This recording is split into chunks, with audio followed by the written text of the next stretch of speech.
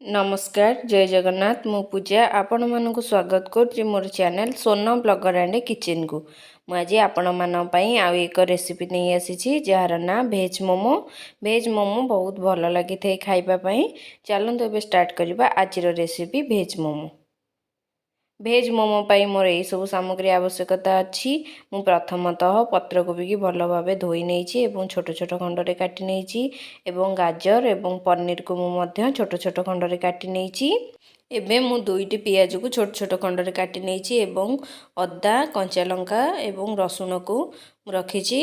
एबे चाट मसला गरम मसला एवं हलदी गुंड अधा चामच नहीं धनिया पत्र नहीं मुझे 2 चामच सोया सॉस नहीं मुझे गोटे बड़ चामच सोरिष तेल नहीं एठी मु स्वाद अनुसार लुण नहीं। साइड रे मु मोमोर चटनी पाई किसी सामग्री रखी। मुझे गोटे बड़ साइज टमाटो को छोट छोट खंड काटी नहीं सुखिला लंका 4-5टी नहीं।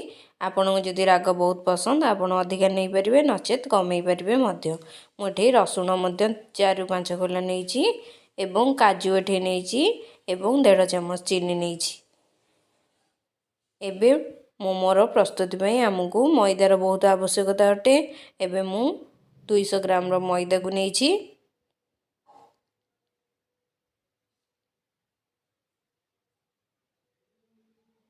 एबे मु तादेरे आधा चामच लुण को ऐड करनेबी एवं गोटे बड़ साइज रिफाइन ऑयल ऐड करनेबी।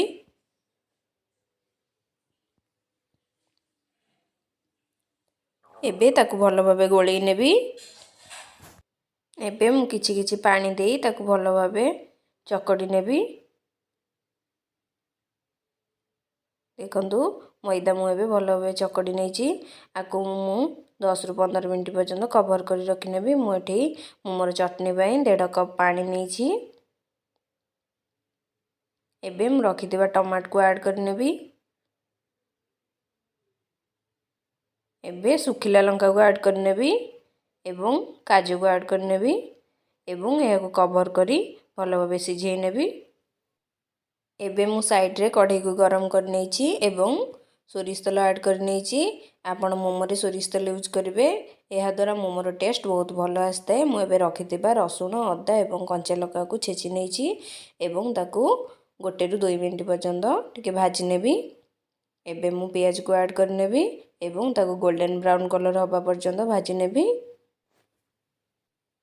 एबे देखंतु प्याज टी हमर गोल्डन ब्राउन कलर हे गलानी। मु एबे रखिथिबा गाजर को ऐड कर नेबी एवं ताकू 2 ରୁ 3 मिनिट पर्यंत भल भाबे भाजी नेबी।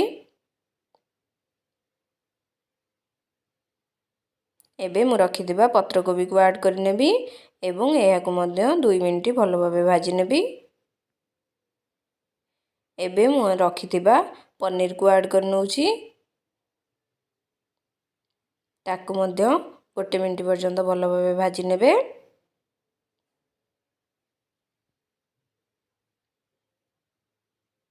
यह को आपण बेसी सिझेबे नहीं। मु एबे रखिथिबा हळदी गुंड एवं स्वाद अनुसार लूण नै जिबी एवं ताको गोळेई नेबी। एबे मु गरम मसला ऐड कर नउची एवं ता गोळेई नउची। एबे रखिथिबा सोया सॉस को ऐड कर नेबी एवं ताकू मध्य किछि समय में गोळेई नेबी। एबे धनिया पत्र ऐड कर नेबी।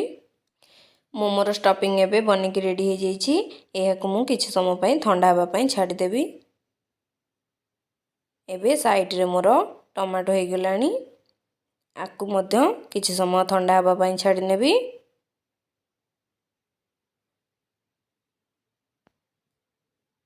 देखंतु एटे मोर ठंडा हे गलानी। मु एबे मिक्सचर जार को काढी नेबी एवं रखिथिबा चीनी एवं रसुण को ऐड कर नेबी एवं आधे मु आधा चामच लूण ऐड कर नेबी। एबे देखंतु मोमोर चटनी बनिक रेडी हो जाइछि। एबे एहा को एक पात्र को काढी नेबी एवं मैदा हमर 10 ରୁ 15 मिनिट हे गलानी। मु एहा को आउ 2 मिनिट भल भाबे चकड़ी नेबी एवं एहा को छोट छोट गुळा कर नेबी।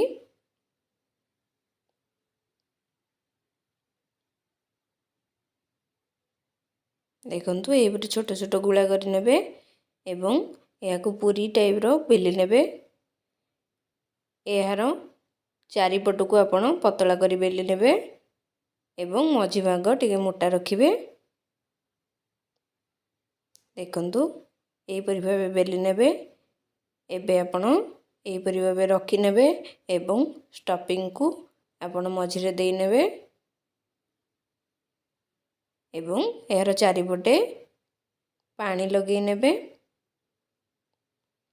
ଦେଖନ୍ତୁ ଆପଣ ଏହିପରି ଭାବରେ ଆସ୍ତେ ଆସ୍ତେ ଭାଙ୍ଗି ନେବେ ଏବଂ ଦୁଇ ପଟ ସାଇଡ୍ରୁ ଏହାକୁ କ୍ଲୋଜ୍ କରିନେବେ। ଦେଖନ୍ତୁ ଆମର ଏବେ ବନିଗଲା ମୋମୋ। ଆପଣ ଏହାକୁ ବିଭିନ୍ନ ପ୍ରକାର ସେପ୍ ଦେଇପାରିବେ।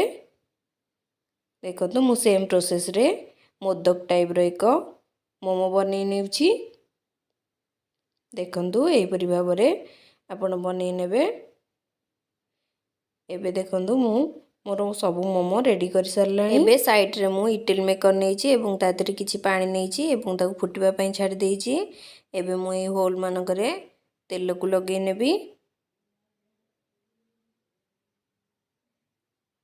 ଏବେ ମୁଁ ତା ଦେହରେ ତେଲ ଲଗାଇ ସାରିଲାଣି। ଏବେ ମୋମୋ ଗୁଡ଼ିକୁ ରଖିନେବି। ଦେଖନ୍ତୁ ଏବେ ପାଣି ଫୁଟିବା ଷ୍ଟାର୍ଟ ହେଲାଣି ଏବଂ ମୁଁ ସାଇଡ଼୍ରେ ମଧ୍ୟ ମୋମୋ ଗୁଡ଼ିକୁ ସଜେଇ ରଖିନେଇଛି।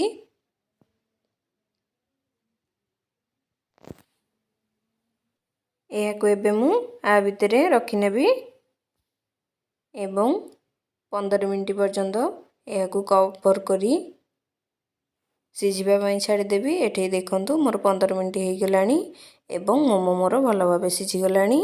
ଏବେ ଏହାକୁ ବାହାରକୁ କାଢ଼ି ନେବି। ଏହାକୁ ଆପଣ ମିଡ଼ିୟମ୍ ଫ୍ଲେମ୍ରେ ଭଲ ଭାବେ ସିଝେଇ ନେବେ।